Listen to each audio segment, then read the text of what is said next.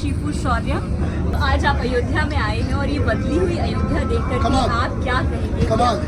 तो पहले भी बड़ी कृपा रही है महाकाली की, कई बार आया, पर अब जो बदलाव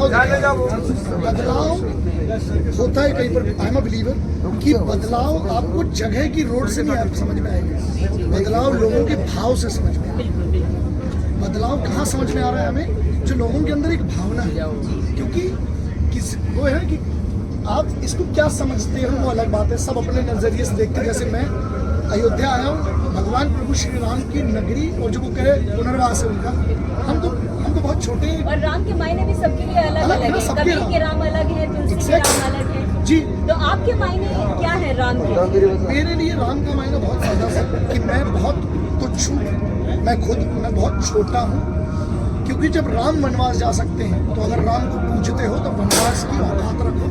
पहली बात, आपका राज्याभिषेक हमेशा वनवास के बाद होगा। मतलब संघर्ष, युवाओं को संदेश भी है कहीं ना कहीं कि संघर्ष के बाद राज्याभिषेक या उत्कर्ष मिलता है। दूसरा, जब कहते हैं कि राम, तो राम को समझने की, हमने कई लोगों को देखा कि उनने व्हाट्सएप पे या उस पे लगा दी डीपी राम की, कहते हैं राम, और पिताजी का फोन नहीं उठा रहे। दशरथ ने कहा तो प्रभु चले गए, तो पापा का फोन नहीं उठा रहे। ये भक्ति गलत है, अंदर से मानना पड़ेगा, पहली बात। दूसरा, हम बजरंग बली के चेले, पहलवान लोग हैं, बजरंग बली के चेले, तो हमें बजरंग बली समझ में आती है। हमें एक बात है कि बजरंग बली अगर किसी को मानते हैं तो मेरी बुद्धि से बहुत बड़े होगा। फिर से मैं कहता हूँ, मेरे लिए राम राष्ट्र, मेरे लिए राम कहाँ पर है? वो कंबर में भी है, कृतिवास में भी है, राम अंत में भी है, आदि में भी है।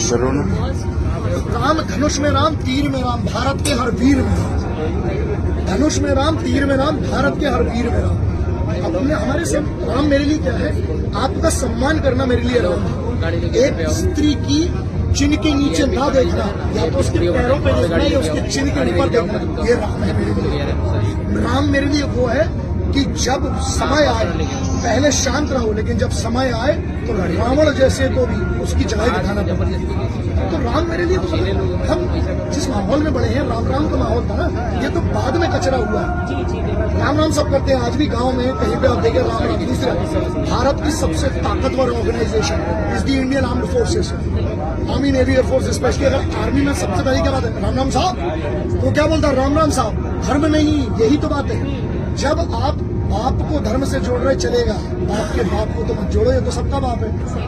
डीएनए करवा लो, जितनों को तकलीफ है तो एक काम करो, डीएनए पे बैठ जाते हैं। If you want to speak from the science perspective, you would never be able to challenge that you don't belong to Ram.